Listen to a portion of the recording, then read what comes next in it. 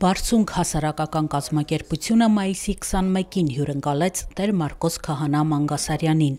Ամեն չորեքշաբթի այս սրահում բանախոսության են հրավիրվում տնտեսության, պատմության, քաղաքագիտության, արտակարգ իրավիճակների, մշակույթի, կրթության և այլ ոլորտների ներկայացուցիչներ։ Ընտանիքի միջազգային օրվա առթիվ Բարձունքում հյուրընկալեցին Տեր Մարկոս Քահանա Մանգասարյանին «Առողջ երկիր» խորագրի ներքո զրուցելու հայ ընտանիքների ժամանակակից հիմնախնդիրների ու լուծումների մասին։ Մասնագիտությամբ ծրագրավորող Տիգրան Արեգունին Բարձունք հասարակական կազմակերպության առաջնորդող խորհրդի անդամ է։ Նա ներկայացրեց թեմաների շրջանակը՝ հայկական ընտանիքի պատմական դիտանկյունն ու ժամանակակից պատկերը, ամուսնալուծություն, ծնողական խնամքի բացակայություն, թվային կախվածություն, էմոցիոնալ կապի խզում, աշխատանքային գերծանրաբեռնվածություն, միջսերնդային կոնֆլիկտներ, սեռական խնդիրներ, պատերազմի և տեղահանությունների ազդեցությունը ընտանիքների վրա, քրիստոնեական արժեհամակարգը և հայ առաքելական եկեղեցու առաջարկած լուծումները։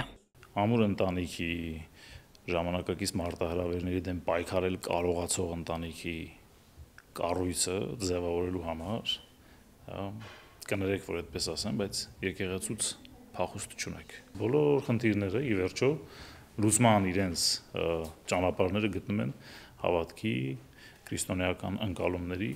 դաշտում։ Սա է պատճառը, սա է հիմնական ասելիքը, որ այսօր պիտի փոխանցեմ։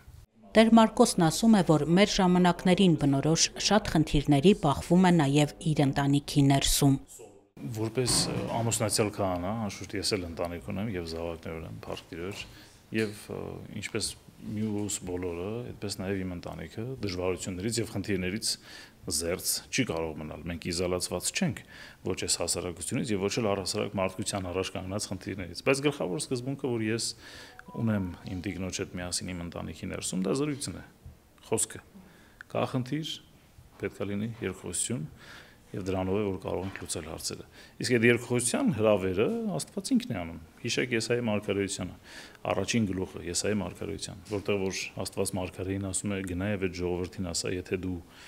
մեղքեր ունես, որոնք արյան պես կարմիր են, ես դրանք կսպիտակեցնեմ։ Եկեք խոսենք։ Բարձունքը հիմնադրել են հանրային ակտիվ գործունեություն իրականացնող անհատներ։ Նրանց հիմնական մասը 2020-ի Արցախի պատերազմի մասնակից է։ Սա կամավորության սկզբունքով ձևավորված համայնք է շուրջ 200 աջակից անդամներով։ Բարձունքը հիմնադրել ենք 2020 թվականի պատերազմից հետո, այն տեսլականով, որ նախ հասկանանք ինչպիսի երկիր ենք ուզում ունենալ, ներգրավելով տարբեր մասնագիտական շերտերին քննարկենք ինչպես դա պետք է ունենալ եւ որպես գործիքակազմ ընտրել ենք կրթությունը այդ ինչպիսի երկիր գաղափարի ձևակերպման եւ ինչպես դրան հասնելու ճանապարհի ձևակերպման համար ու նաեւ համագործակցային ուղղությունը բացի կրթական նախագծերից ունենք նաեւ համագործակցային ուղղություն։